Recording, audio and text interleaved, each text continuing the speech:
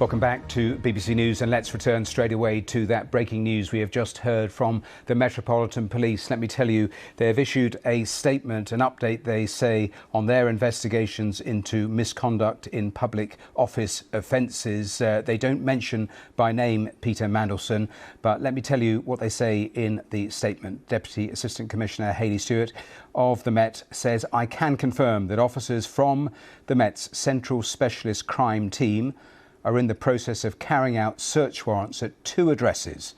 One, they say, in the Wiltshire area and another in the Camden area. The searches, they say, are related to an ongoing investigation into misconduct in public office offences involving a 72-year-old man.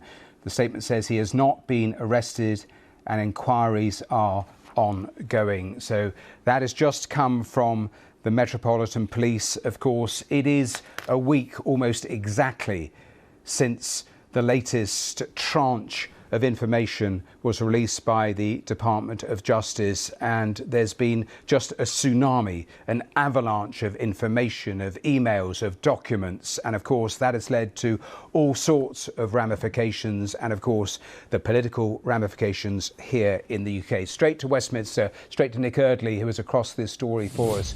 And Nick, another very significant development here. It is a significant development, Matthew, and I think it shows that the Met are progressing this investigation pretty quickly, actually. So as we speak, they are continuing those searches at a property in Wiltshire and one in the Camden area of London. They are saying that Lord Mandelson has not been arrested and the inquiries into those allegations of misconduct in a public office are continuing, but it does suggest that the Met wants to get this investigation going as quickly as possible.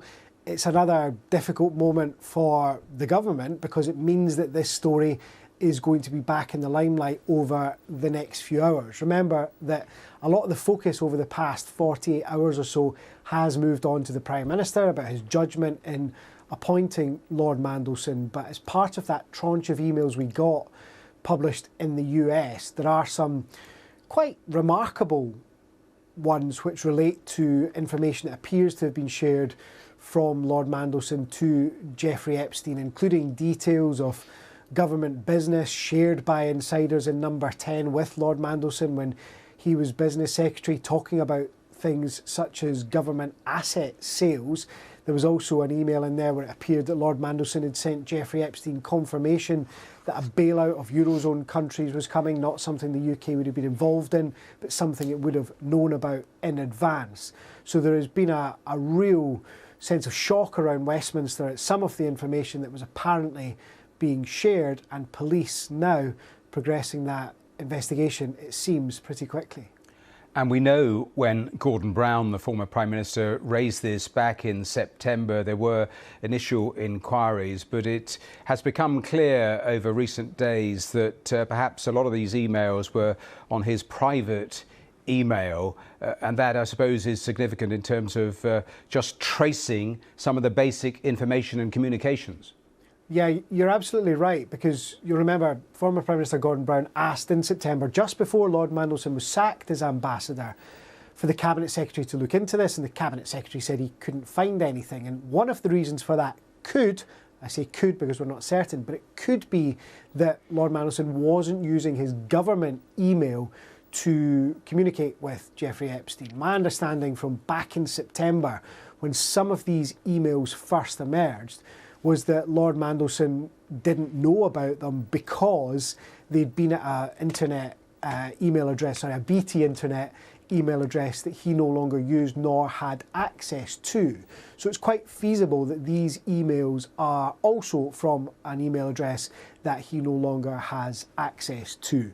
We'll wait and see what happens with that over the next few days and weeks. But it's worth just, Matthew, it has been an extraordinary week. I know us Westminster folk like to say it's been an extraordinary week quite a lot, but this is a really difficult position for the Prime Minister. It's moved at a rapid pace. There are plenty of Labour MPs who think that the Prime Minister should have shown more caution when it came to giving Lord Mandelson that job in the first place. There are some people that would say, well, the benefit of hindsight is a great thing.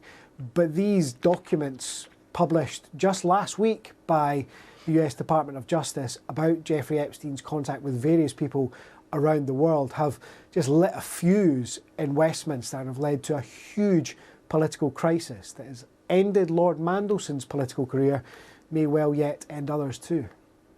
Nick, separately, because the BBC reported only about half an hour ago, it of course underlines just how many developments are coming one after another, that the total number of government documents related to Peter Mandelson that will now be trawled over by the Intelligence Committee is close to 100,000, so a huge number of communications, and there is jeopardy potentially and danger in all of that, not just around the appointment, but wider issues. One remembers the government's original amendment had a reference to national security, but also this other rather strange reference to international affairs.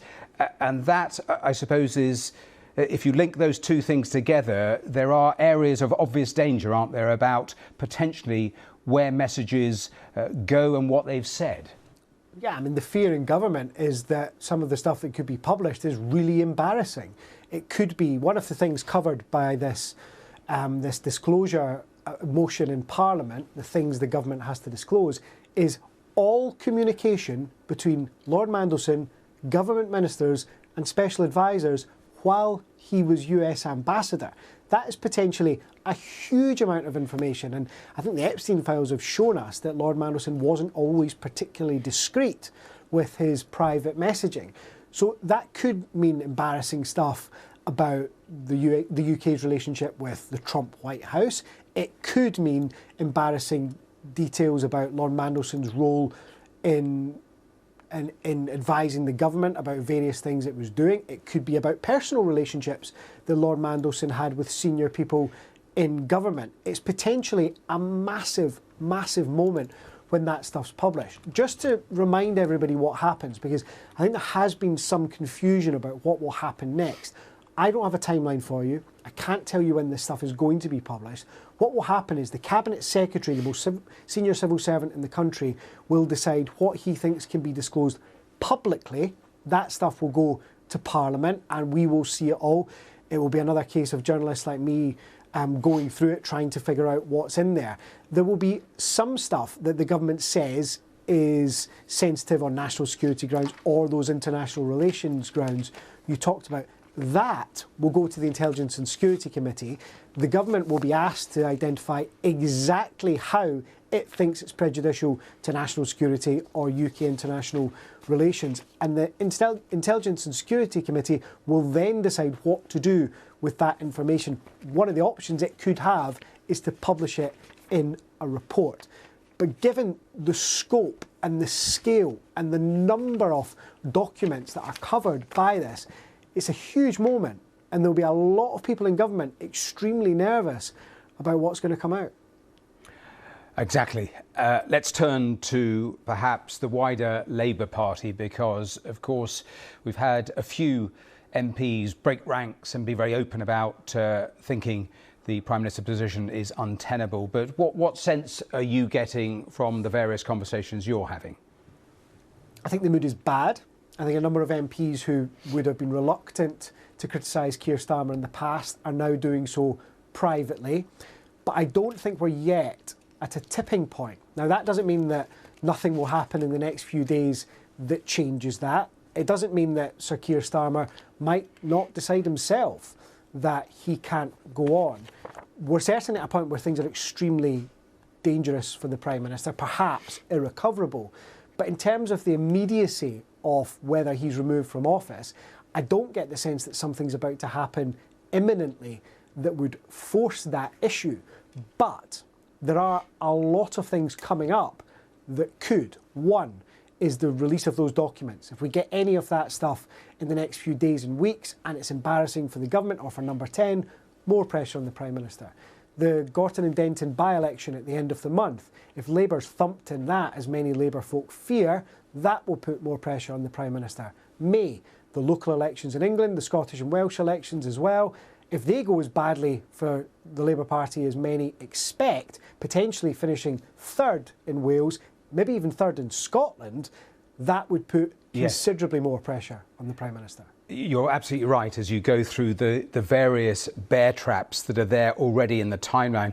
Add on to that the simply unknown nature. Number 10, the Prime Minister sitting there not knowing exactly where any of this potentially goes, whether it's investigations, whether it's documents, all of that.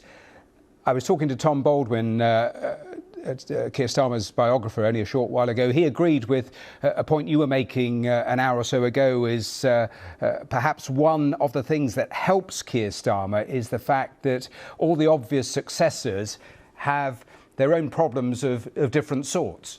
Yeah, so Wes Streeting, often mentioned as a potential successor, close to Lord Mandelson.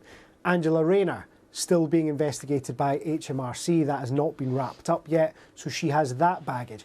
I mean, there are other names. I could name you quite a few. Some people have talked about the Defence Secretary, John Healey, the Armed Forces Minister, Al Cairns. There's the Home Secretary, Shabana Mahmood. All of them have their own kind of issues. Certain people in the Labour Party might not want them. And I do think there are a lot of people in the Labour Party, when it comes to the bit, when they're asked, do you want rid of Keir Starmer, what would you do next? They don't have a particular answer. Some on the left are worried that if they force the Prime Minister out, they might have someone else they dislike in office. Some on the centre of the Labour Party are worried that if Keir Starmer is forced out, they might get someone from the left. So there are a lot of things that might mean that Keir Starmer in the next few weeks, perhaps the next few months, does remain in number 10. The other one, by the way, is the mechanism for getting rid of a Labour Prime Minister. It ain't easy. It's not like the Conservatives, where the 1922 committee can get a bunch of letters and that forces a confidence vote. Labour's only official mechanism is a leadership challenge, which Sir Keir Starmer could decide to contest, which would potentially take weeks. Again, some Labour folk are nervous that in an unpredictable world with the war in Ukraine, with President Trump in the White House, that wouldn't be a good idea. So there are a lot of things that are very dangerous for the Prime Minister. There are also a few things that could act in his favour, at least in the very near term. I've got to say though, Matthew, the main takeaway from the last few weeks is there's a lot of people around this postcode, many of them Labour MPs, many of them previously fans of Sir Keir Starmer, who do think that this is the beginning of the end.